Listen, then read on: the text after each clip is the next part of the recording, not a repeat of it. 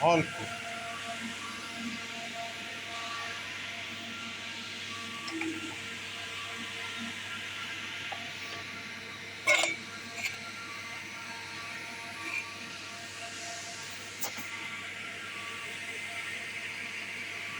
یه ذره توسی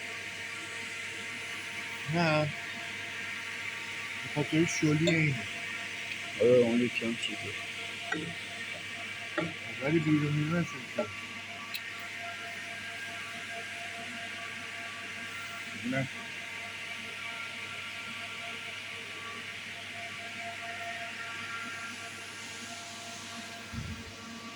باید منزل بذاریم.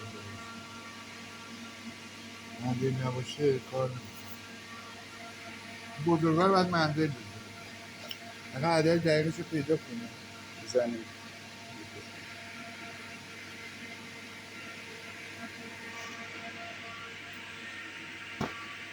چند بود سایزش؟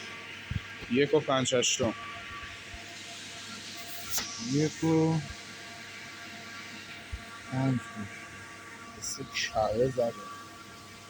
خب الان فقط مونده نافذیه من زدیم نه؟ یا اونم تمام شده دیگه. نه اون لوله کم باید لوله آره خب البته اون منزل داره ها این نمیشه. آره